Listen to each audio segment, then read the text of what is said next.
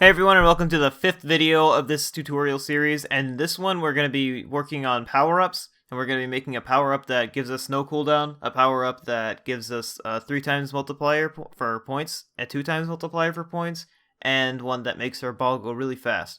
So we're just going to hop right into it now. Okay guys, so we're in the editor, and the first thing that I want to do now is just get a little organized. So the first thing we're going to do is go to our prefabs folder, and we're going to create a new folder called Powerups. And now we're going to go to our scripts folder, and we're going to create 3 new folders, the first of which is going to be AI, and of course we're going to be moving all of our AI scripts into there. And then we're going to create another folder called Game Controller, and this one is a little bit vague, but it'll work for now. So we're going to create another folder called Powerups, and then we're going to enter there. And then in here we're going to create 3 new scripts, one of them being Effect, another one being Powerup, C# script Powerup, and then the last one is going to be Powerup Controller. Powerup Controller. And that's all we're going to be doing for organization, and now we can just hop into Visual Studio and we're going to edit our scripts. Okay, so we're in Visual Studio now, and the first thing that we're going to edit is the effect script. So we're going to go to our includes here. We're going to write using Unity engine.events. And now we're going to remove both of these functions, and we're going to remove the mono behavior inheritance because we're not going to be attaching this to any game object. So we're going to write public float length, all our members here. And we just need 2 Unity actions. I'm going to copy this, and I'm going to write end action here. And now we're going to write our constructor, and this will create a new effect object based on what we want to pass to it. And these Unity actions are basically just delegates, which are basically just function holders. So we're going to be able to call functions from wherever we want as long as we use one of these effect objects. So in the constructor, we're just setting our members whenever we call the constructor. End action. End action. And that's all we have to do for our effect script. And this one is going to be this is going to be like the essence of a power-up, really. The first action will be the first thing that the power-up does. This will be how long it lasts, and the end action will be what it does after the duration has ended. And this is pretty much, I believe, every time going to be just resetting the power-up to the default state. I don't know any in this video we won't be using any application where it changes something else. But that's it for this one. So we're going to move on to our game controller script. And in here we're going to be changing our score multiplier to a list of floats. But before we do that, we have to write using system.collections.generic. So I'm going to go over here, copy this, paste this down here, write .generic, save that. And now we're going to go down here. We're going to write public static list float score multipliers equals new list float. And this will essentially break our code, but that's okay because we're going to go in and fix it. And so now we're going to go down here, and we are going to write add score multiplier in here. So public static void add score multiplier. And we're going to write float multiplier. And in here we are going to, of course, add multiplier to the score multipliers list. So just do that, and then we'll do float total multiplier. This is going to be used for printing it out.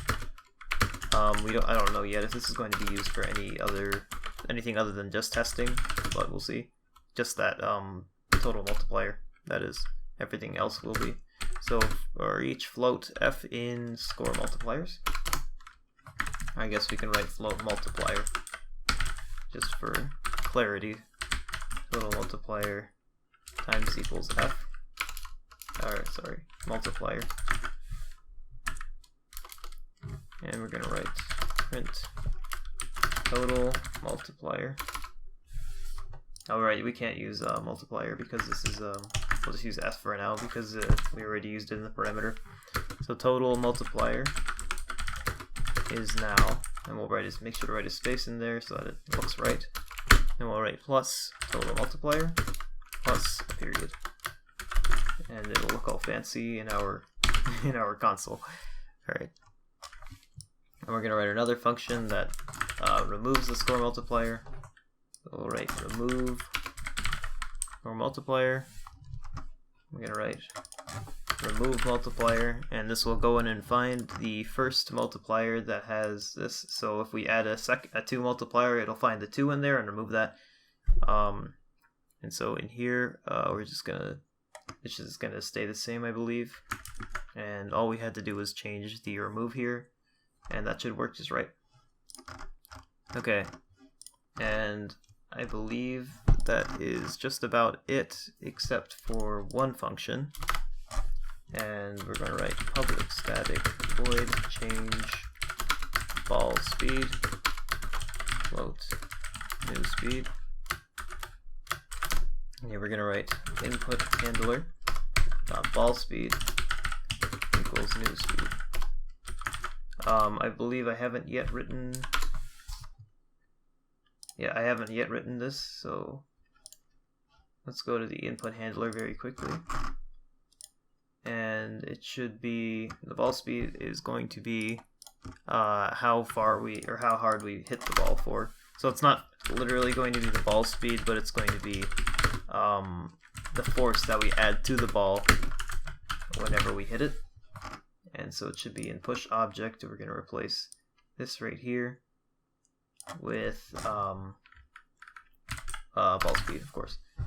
And so back here, we're going to write just prints, and it's going to be print ball speed is now plus new speed plus a period. Make it fancy just like we did before. And that should be it for this game controller script. And now we're going to move on to our, or wait, did we change the change points? No, in change points we need to remove this. And I'm going to go for float points. And I believe also up here we're going to change the in points to float as well. And we'll just print it as an integer.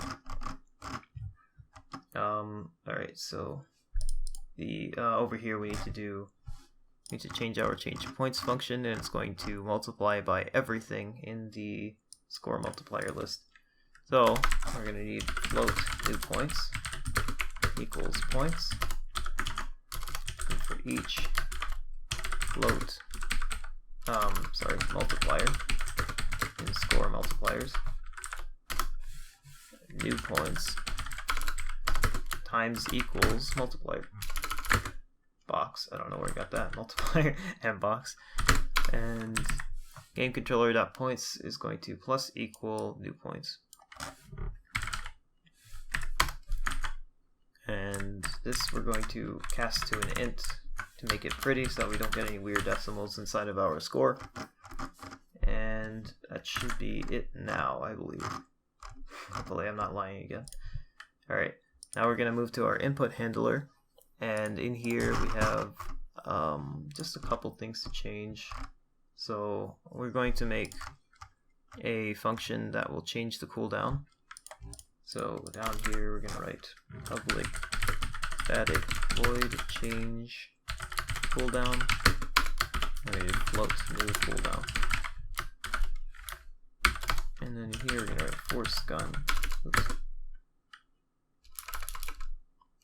Where is the... Oh, this is, I changed this to static, and this is supposed to be 0.5, and so here we're going to do force gun cooldown equals new cooldown,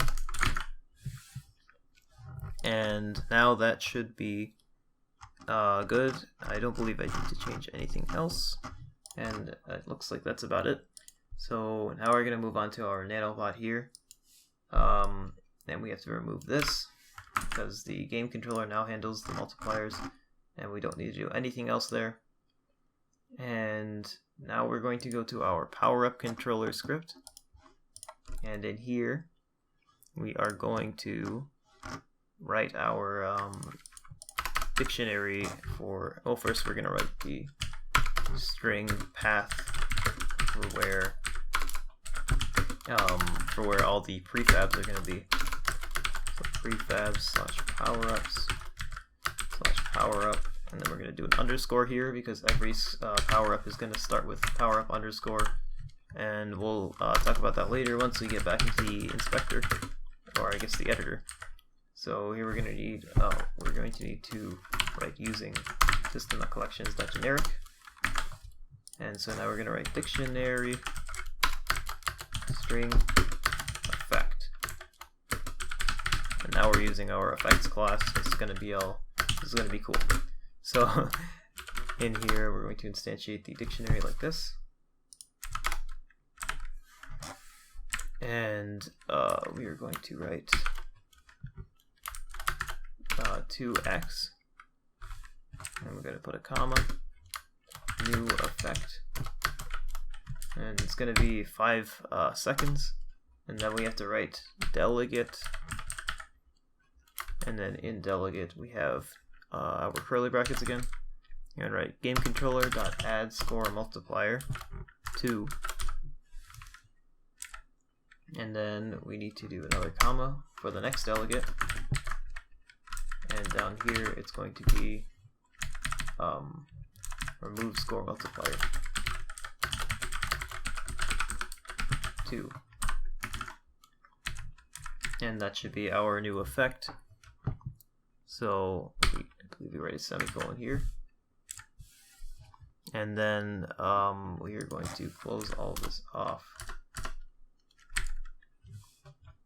and then we need a comma once we do the next one, but that should be down here. We use semicolon, and then now we're going to copy this over twice more, which means that we need our commas here, and this one is going to be 3x for the 3 times multiplier. Replace these 2's with 3's, and here we're going to do speedball,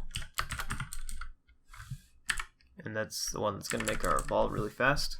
So here we're going to do change ball speed. I'm going to do 2.5 f, and then our previous ball speed is 1.5 f, so that's just going to change it back. So when we're making a new effect, again, this is the length, this is the first action that we take to make the power-up go in effect, and then after the length, this is our end action that's going to happen to set it back to the default. And now we actually are going to need one more power-up, so we're going to call this one no cooldown. And what this is going to do is, of course, change, this is actually needs to access the input handler dot change cooldown, and then this will do 0, and we're going to do the same down here, except we're going to change it back to the default cooldown, which is 0.5f. I'm just going to remove the 0 because it makes me happy, and that should be good.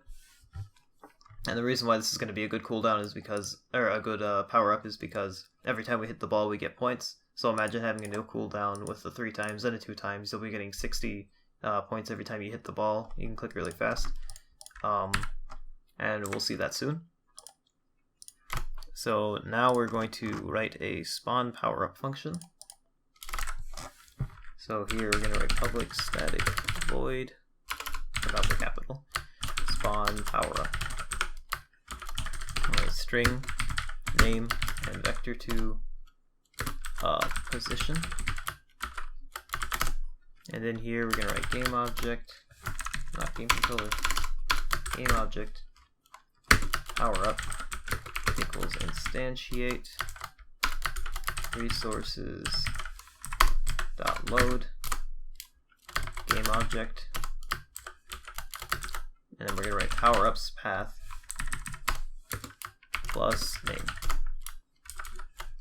and then we're doing comma, comma in here, position I'm gonna make an enter here, or make a new line here, and then I'm gonna write quaternion.identity so you don't have any rotation. And in here we have to write as game object, and just like that. Oops, what am I doing? That should be good. Okay. And down here we need to write Powerup. PU equals Powerup dot add component Powerup. And then PU dot effect. Oops. We will go over here really quick and write this. We'll write a public effect. I'm gonna write PU dot effect equals Powerups of the name. So we're accessing our new effect by the name. So we're gonna, every time we want to spawn a Powerup, if we write 2x, it'll go in here. It'll find, okay, our new effect, and this is our effect that is called Powerup underscore 2x. And we'll see how all this works together soon. I believe we don't need an update function, and we're going to write a public static IEnumerator call after time unity action. Oops. Alright, we need to include, again, using unity engine.events, and we're going to write unity action function. Oops. Function. Float seconds. Okay, and in here, it's important that it's an IEnumerator because we need to write yield return new wait for seconds. And so after this, it's going to call our function, and we're going to be using this one to call our end action in each effect. And we need this actually, and we'll see how that works soon. So in here, I'm just going to write spawn Powerup, and I'm going to copy over all the values. And basically, this is going to spawn each of our Powerups in different positions. Feel free to pause the video and just copy these down. It's not very important, but it's just going to be using this function to spawn our Powerups in the appropriate place. So now I'm going to move on to the Powerup script. And in here, we are going to first remove both of these functions. And we're going to write a public void on pickup function. Oops. And in here, sorry, can't type today. We're going to write effect.action. We're going to call it as, and then we're going to write effect.endAction.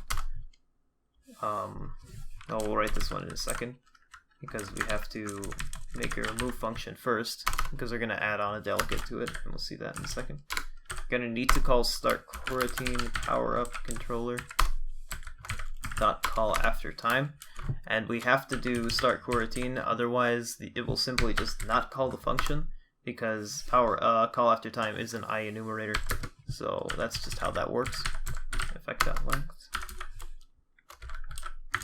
And now we're gonna write void on trigger enter 2D collider 2D C.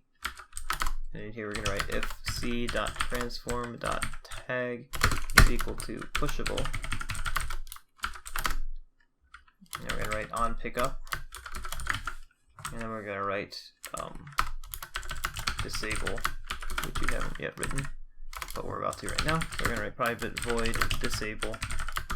Probably should have written this function and the destroy one earlier, but that's okay. So we're going to get component collider 2D dot enabled equals false, and we're just going to copy this one, and for this one we're going to write in the sprite renderer.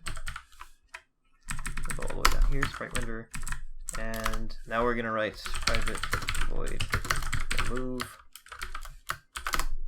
and in here we're going to just destroy the game object.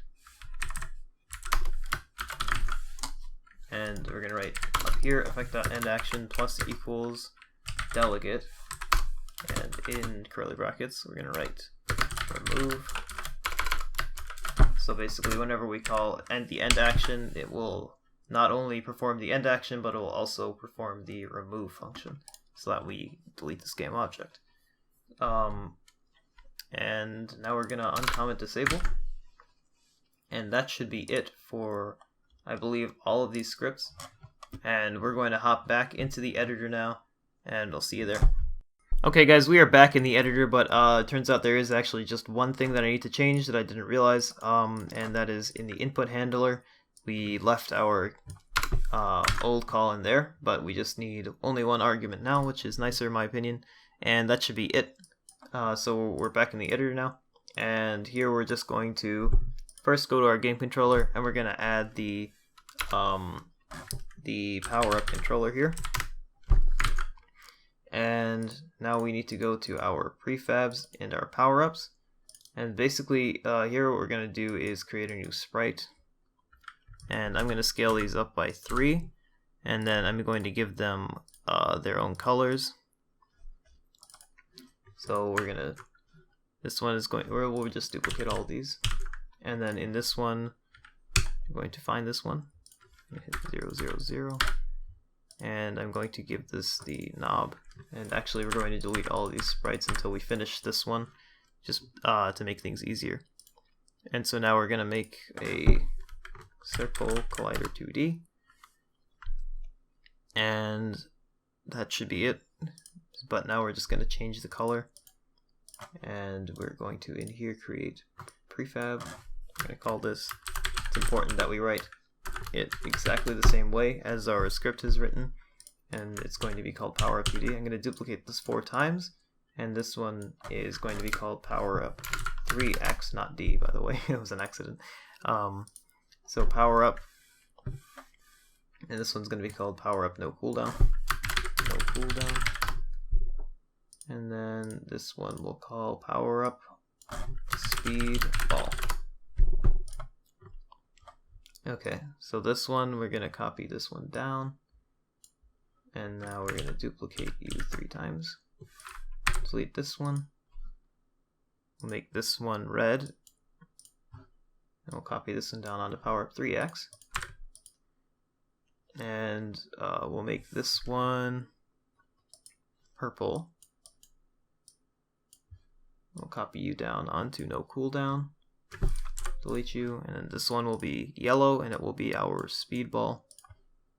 And again, these are just placeholders. We will work on art later, except there's one more thing I forgot. I just need to make all of these triggers rather than colliders, because we don't want our ball to stop when we hit them. We just want it to activate